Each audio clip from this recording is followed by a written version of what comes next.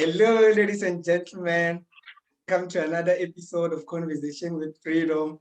Today I have a very special guest. I'm a very big fan of her work. She's so amazing. Her name is Fanele Ntuli. She's one of my favorite actresses in the country right now. Fanele, welcome to my podcast. Thank you for having me. Such flattery, sir. Yeah, for those people who don't know who Fanele Ntuli is, please tell us more about yourself and what you do. So Fanele is actually Fanele Sibonge in full. Ntuli, I'm originally from KZN, grew up in Durban, my home country, I guess. Or like in Makaya is it could be Wamapingu, my grand's place. I grew up in Durban, studied in Durban, did a bit of Joburg, did accounting, running away from drama, and then eventually drama just said, come here, and I answered. And then we went through the journey of trying to break into the industry, and then eventually it happened, which is how I landed the current role I'm in on Durban Gen, which is a doctor called Dr. Zondo. Well, she's an intern doctor, but yeah. That's how that happened. Can you please share with us some of your childhood memories? Please. Okay, so my weekends, as much as we stayed in Durban, but every weekend we'd always go to my grand's house. There, it's in the rural, so before we got the borehole, we'd always go down by the river. I would wash the washing there. We would go and Strala Manzi. Oh my gosh, actually. Yeah. That's I think go 20 liters, or sometimes we'd use the wheelbarrow. Yeah. So we'd go either to the river, and if the cars have messed up, we have to go to another river to fetch water. And then I also grew up with Coco, Echala. So we'd always be exposed to sweet potato, amadumbe, spinach, potatoes, sugar beans. So we were living very organic. So those things used to irritate me back in the day, but now I'm just like, oh my gosh, what a treasure. And I always look back to going there, because you didn't realize that you have such a luxury, especially like when it's December and life gets a bit overwhelming. You're like, let me go to the countryside, so it's always refreshing. It's always refreshing to look back at things that you took for granted that now you can just treat as a luxury. Yeah, I can relate to a lot of things that you're saying, because I grew up in the hood. I'm from the hood, so I know what you're saying. Yeah. Yeah. It's priceless moments. Yes. What kind of advice would you give to that little boy or girl who has a dream to maybe who look up to you? People who are like, who wanna make it, people like that little boy who doesn't seems like there's maybe a way out of the wood, who seems like so what kind of message would you give to that boy or girl? I'd say do not let the fire of your dreams die out, because I think a lot of us may know what we want to be, and then life will just be like opposite direction, and then also circumstances from your upbringing, or sometimes even how you perceive yourself in the space can be a hindrance. So I think don't go on mute on your dreams. It's gonna be challenging, but if you believe it hard enough, and if you're willing to put in the work to attain all those dreams, it will happen. It's just that it's going to happen through tears. It's going to happen through a lot of moments where you want to give up. And I think for the longest time, people are just like, oh, I'm going to wake up and do this and A, B, and C. And then you're going to fail so many times. Then you think, maybe I'm not cut out for it. Yeah. I mean, there are moments when you're still discovering yourself and you're like, oh, I thought this would be my path. And then it's not your path. I think have a plan, but let it be subject to change according to what the circumstances bring. But if the core of you believes that you are called to do something, put in the effort, cry on the days that it hurts, but pick yourself up and really fight for what you want, because your gift eventually it trains you up to be able to nurture it and keep it for longevity. But it also reciprocates and then gives you what you've always wanted, and you literally experience tears of joy. Like you're gonna experience tears of misery, but nothing beats the tears of joy, and also that validation from yourself that says, I actually wasn't imagining it. I'm actually as gifted and talented as I was, So they must trust themselves and be honest with how they feel, because there's no point in lying to yourself. Yeah. Finally, there's this picture that you recently shared on your Facebook. You were waiting on one of the major banks in South Africa, and then yes, it was 10 years ago. Yes. And then what, like, how did it come that I want to know the move from waiting there and being on TV right now. How did? Sheesh. I first of all was shocked that it was a decade ago. Yeah. Wow. Okay. So because I was browsing through my Facebook, and then obviously the memories pop up. Yeah. And then I had a picture where I uploaded it. I think it was June 16. It was we were allowed to wear casual at the bank. Yeah. At that time. So I'm just like, what? 10 years ago. I only spent close to a year as a sales consultant. Oh. Before my sister just sent me a link to a college, and she's like, girl, get out of there, go study. Wow. So then I resigned. I resigned, and I was still staying in Joburg at that time. I resigned, studied, and then on the last theatre production that we did, they invited agencies. Okay. So when we wrapped up, the agency approached me. It was Talent ETC at the time. They gave me a call and they'd be like, we'd like to sign you up, yada, yada, yada. So I had an agent now, and then I'm thinking, first audition, girl's gonna get it. And then? Firstly, it was more of a lot of ads. It wasn't like, I'm like, guys, I want to be an actress. Why am I getting so many ads? So you go to auditions, and and it was, I think, because I wasn't so confident in myself, I wasn't confident in my performance, and that transcended when I entered spaces. So I would go into an audition room already. I've already seen like more famous people outside, and I'd be like, yeah, definitely they're getting it. So already I had gone in with a perspective of I'm gonna lose. So obviously life is gonna give you exactly what you expect it to give you, and I'd lose. So I experienced a lot of no's and so on, but in between doing auditions, I worked for a company called HDI. They did a lot of marketing stuff. So you'd work with Pond, Standard Bank, like a different different companies. So what we would do, they'd create 30 minutes performances, and then we'd hop around different schools performing. So it was still performance. So it was like theater type of vibe. So you'd travel most of South Africa doing that. Then I got a young break. I got Uzalo. Then I shot for like 3 months. And then I'm just like, guys, I'm in it. Wow. So I got Uzalo. Okay. Yeah. You can go. You can carry on. Yeah. No, I wanted to ask, how is it like when you get your first big break? First of all, I think you go in denial.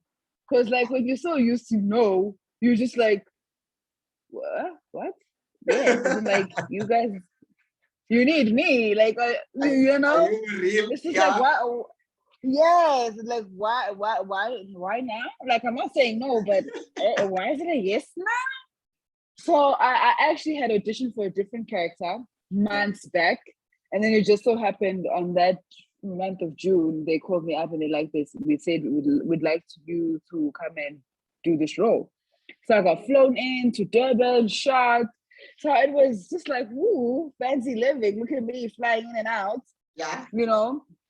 But I didn't enjoy it because I don't even have that much footage, because in my head, I was just still like, how is this happening? Like, I wasn't present in the moment. Like, I did my scenes and whatever, but I didn't feel like I felt like I deserved it, or I just couldn't receive it and process it properly. So I didn't really even have fun. I was just going through the motions and stuff like that.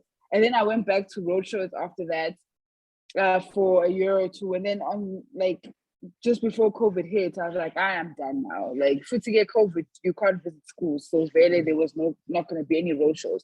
But I had been like wanting to go back to the TV. So I was just like, God, we done with road shows now. I'm old. I can't be going up into schools and performing, you know. Yeah. And then I auditioned for, it was at the beginning of the year, got called back, and I was like, yes, this is probably it. Ooh, Pila. Okay. But anyways, so COVID hit, and I was like, really, nobody has a plan for this. Let's all just be lost. Mm-hmm. And then I'm busy minding my business and stuff, working on my YouTube channel. Yeah. And then I get a DM from one of the executive producers from Stained Glass, and then they're like, oh, have you auditioned for Durban Gen? I would like you to audition for Oaksfields College. And I'm just like, oh, okay. It only clicked very late that who exactly was texting me. And then like when it clicked, because I went on their profile like after a few conversations, and I'm like, oh my gosh, she better send it now. And then they sent me the audition. They sent me the audition piece, and then I auditioned, and then like I think 2 days later, they're like, oh, you got the job. And then you start on Monday. And then I'm like, again, all of a sudden, sorry, we're going through a pandemic. What do you mean? Yeah. Like, what? You know? So yeah, that's how I started being a doctor. Wow. And it's been a roller coaster since. Like, it's over 2 years now. It's over 2 years shooting. Mm. So yeah. Wow. It's been a whirlwind. Yeah. And you're killing the role. You just Thank you, sir. It was so challenging in the beginning. Because you're just like, I'm a doctor, it sounds like. And then they put like this medical jargon, and you just like, do they know that I didn't study for this? I didn't have like 6-7 years to do this. But then what was fun is like you get to research the case and actually just let it bring understanding to you, so that what I seek for in my performance is that let me actually sound like I really do know what I'm saying. Wow. So let me research that beforehand and get the words naturally into my system, because my character is also very pompous. So you can't go there and be like, hey, I think it's the fibula and you're not sure. Yeah. So I tried by all means to be like, you know, I mean, you're always nervous because you're just like, how do you do compression? It's a lot. But now 2 years in, you're just like, we got this. Yeah. You know, but you still put in the efforts of research and whatnot. But it just becomes second nature if it's a habit that you started from the beginning. Mm-hmm.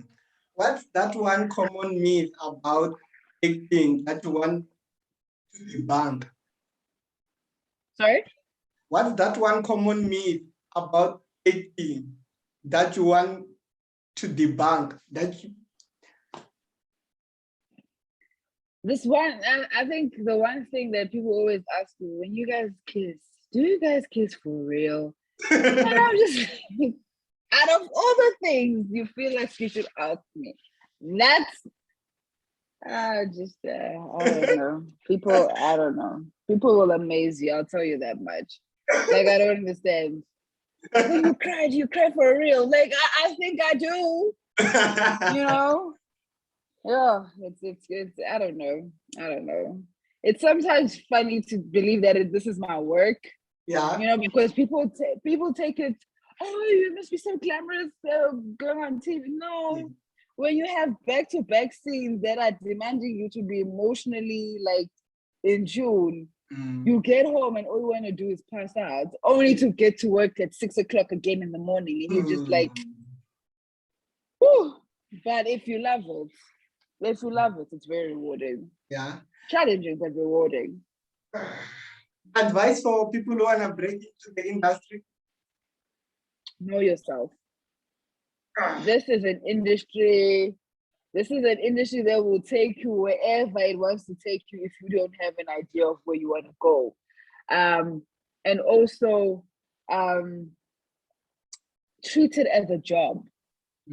Don't be coming here and saying, oh, I can't wait for the gigs, I can't wait for the glitz and the glam.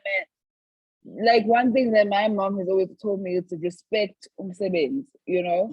So just because it happens to show on your screens Monday to Friday and on Sundays, it doesn't make it less professional. It's just that a lot of people get to see your work, and whereas people in corporates, maybe they more behind the scenes and nobody really gets to see them visually, but treat it professionally. And then the rewards will come when the rewards will come, but treat it as a job. And also just have fun. Have fun and stay true to yourself, because I think besides the pressure of society and whatever, your fans will feel so entitled to you. So if you take yourself overly serious, don't lose the human element of who you are. Laugh at yourself. I mean, gosh, we make so many bloopers. Laugh at yourself, and if you've made a mistake, dust yourself up. And if you have moments on TV where you feel like, oh, maybe my stomach doesn't look so great, go out and work out. Like the industry doesn't have time for someone who throws constant pity parties. Like, oh, woe is me. People don't really care until you make a blunder, and they will make sure they will remind you of your blunders. So also have ways to manage your mental health. What I decided was that I don't have Twitter, because Twitter for me is just I'm not strong enough for Twitter. So I was just like, I can do Instagram, I can do Facebook, and then sometimes I also take social media breaks. So you always need to have constant retouch with yourself and just figure out what makes sense to you as a person outside the noise of the industry, you know, so then you can still actually enjoy it, because a lot of people end up falling out of love with it, because if you're too fixated on being trendy, being like visible everywhere and anywhere, you know, you'll exhaust yourself because you overextend yourself. So if you have a moment where you just need to be in isolation, maximize on those, you know, so that you still remain full, so that you can give off good performances in all the roles that you get. You've worked with a lot of different people, and I'm assuming that some of the people are the ones that you used to look up to. Yeah. How does it feel? I think. How does it feel to be in a room filled with people who like you used to look up to? I remember it was early in the year, we had Mam Lillian Dube as one of the cast coming in. And then Mam Tina Jata. I was just like, you what? You engaging with me like we are calling cat action to what? You know me by name? Excuse me? Well, you constantly have to just like pinch yourself. This is my life. Wow. But more than anything, reminding yourself constantly that you are deserving of the seat in the table. Because I remember when I would go to the auditions and you see like the famous people that have already broken into the industry, you also actually start thinking, oh no, for sure, now whatever. Forgetting that they also had to start somewhere. And now that I'm also someone who's broken into the industry, I must not now say, oh, now I'm comparing, okay, she's had 10 roles, this is like my second one, so I'm less than. No. We are both on the call sheets. We are both coming in for makeup and wardrobe. So I deserve to be here. Instead, let me see what I can learn from them. And have fun. Exactly. Because I'm not gonna, just because I'm in a scene with Uba Mavuso. And be like, oh my God, I'm just when my character needs to tell him off, I'm not gonna be like, oh, but it's the legend. I can't, no. I'm not dimming myself. Instead, I'll over prepare so that we match energies and kill the scene, because we are not wasting things that we prayed for, and now you're given the opportunity and the platform to really go out there and do wonders, and you're still like, oh, no, I will try again. No, we're not trying, we're doing. We are unapologetically there. That's what it's all about. Wow, you're so amazing. What are some of the people that you wanna work with? I want to work with Viola Davis. Yes. I want to work with Tyler Perry. Yes. I want to work with Tusem Doe. Yes. Let's bring it home. I still want to work with there's a director called Tabang. They from Seriti TV. I want to work with him. Yeah. Sheesh. I still want to explore a lot of different productions. I still want to tap into Netflix, Showmax. I want to physically train for a character. Like do like crazy research beforehand and just dive in. Yeah. Do like anything. I'm always up for a challenge. Sometimes when I ask for a challenge, God gives too much, and I'm just like, I was joking. But I think it's not something to box myself into. I don't want a specific genre. I'm flexible. Give me drama, give me comedy, give me romance. I literally want to pour it all out so that I can say, I've had the opportunity to be let's say a doctor, a teacher, a prostitute, a lesbian, a poor person, or a CEO of a company. I mean, that's the joy of our industry, that you get to be whatever you want without the actual responsibility. Like when I tell someone, your parent is dead, as Dr. Zondo, that's just for the scene. Whereas if you're an actual doctor, dude, you have to live with that guilt that you might have done something wrong in the surgery. So I get to be literally whatever I want. I'm only responsible for the story while I'm telling it and making sure that I do justice to it. But I sleep at night. I'm not having any nightmares that I took a scalpel and cut too deep into someone's throat. It's none of my business. Once they say cut, I go home and do Fanele. I go and be more childlike or whatever else I want to do besides that. Yeah. What's that one thing that people don't know about Fanele? I am super, super goofy. I don't know if people are scared because of my character. It's very strong. I'm super goofy, and I have very dark humor. I'm very, very sarcastic. but I'm also like the biggest softie. If I'm for you, I'm for you. I am a weakness to natural loving energy. Like if you've got good vibes and we click spiritually in that level, I'm just like patting your hands. You will do whatever you want with me, basically. What are some of the most important lessons that you've learned in life?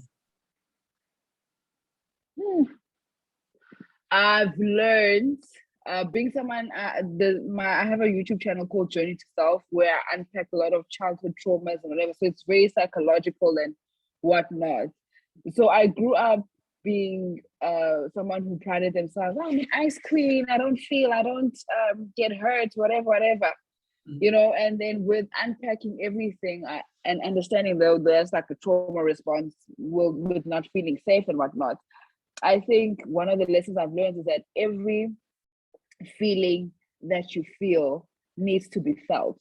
Like just because it's sadness doesn't mean you have to fast forward it and automatically want to feel happy. Be present in the happiness, be present in the sadness, so that you can enjoy the opposite or not enjoy it, so that it doesn't, because I remember when I used to not express my feelings. I'll be fine throughout the day because I'm putting on this facade. I'm stuck, I don't feel nothing, ice cream. Yeah. And then 10 p.m. at night, I can't sleep because all the fakeness that I was giving in the day, the truth is coming back. And I was like, sorry, so how are you doing exactly? So did they not hurt you when they said A, B, and C? Feel all your feelings. Feel all your feelings. Don't fast forward. And there's nothing wrong with feeling sad. It's just human nature. And just because something bad is happening to you doesn't mean someone is out there wishing ill on you. It's a balance of life. Certain things need to teach you things. Certain things need to reiterate who you truly are. And then just enjoy life and laugh at yourself more. I don't think we laugh at ourselves enough, because we're always trying to be pretty for Instagram. I think that's probably why I still struggle with Instagram, because if the photo is not clean enough, if the lighting, and I'm just like, yo, guys, I don't really care at this point. I'm very good with stories. Very good with stories. Stories don't need to think too much. No, I just think we need to be more kinder to ourselves as people and not overcompensate because we're trying to fit in. Just trust who you are and work on things that you want for yourself, and not sit in like pity parties and just now, oh my God, everything is doom and gloom. Life is beautiful. I mean, we've got a lot of challenges in our country. There's load shedding. There's floods in KZN. I mean, it's a lot, and that's just the balance of life. There's always going to be bad things, but also don't get so lost in the bad that now you don't see any good thing coming out of your life. Because then you look back 20 years later, all you've been focusing on is like, oh my God, they're not doing this, and you fail to see that you could have built relationships with your family and your friends. So it makes the heavy days a bit lighter if you have a support structure or people that really love you for who you truly are. What's next for Fanele? Where would you like to see yourself in the next 5 or 10 years? 5, 10 years? Oh, shucks. 5 years, I probably will be married. Yeah. I don't know if I'll still be in the country. I'll probably be popping out doing projects. And I think in 10 years time, bro, I'll be choosing if I wanna participate in a role or not, because I'll be very probably focused on journey to self, because I would like to make that a platform where I give positive impact on like people just working on who they are so that they can solidify themselves in each and every space. And this is not just a media thing, and it's not a female thing, it's a human thing where we just need to trust ourselves and believe in ourselves more. So I think I'll be more on the NGO side of things than a full TV, but I think in the next 5 years, I'll be building my brand strong enough so that when I branch off into spaces where I really feel like my voice will be heard for good, I'll utilize it for the next coming 5 years that will take me to the 10 years that you're talking about. But I think for me, I will continuously keep showing up for myself and doing things that challenge me, and just building a circle of friends and families that are genuine, and because I feel like we are very hostile towards each other sometimes. So I think if we can just build a less traumatic future, a less hostile, a less competitive a future, it will be better, because I feel like each and every person has their platform or placing in this world. So I think if each person focuses on themselves and not, just because Fanele is doing this, then I should do this. Draw inspiration from me, but don't try to become me, because we all have different parts in this world, and each is important. Fanele, thank you so much for your time. Any last words? It's a pleasure. Any last words that you want to leave us with? I think the last words I'd like to leave you guys with is that life is a journey. There is no final destination. So enjoy the highs, enjoy the lows, and never get to a place of complacency, because until you have breathed, you've breathed your last breath, that's the last thing. You can be like, okay, now I'm done. You're never done. Just journey on, no matter how uncomfortable it is. Okay. Yeah. This is the question which I ask all my guests. When it is all said Sure. and done, how would you like to be remembered? I would like to be remembered as a person who was present. Yeah, that's all. That if I give you my time, I give you my time. If you want to engage me, I am present, and you don't feel like I'm just doing due diligence. I just want to be present. Yeah. Thank you so much for your time. Where can people get hold of you? Instagram, Fanele_N, and Facebook, Fanele Ntuli. That's it. Thank you so much for your time. I would like us to continue this conversation.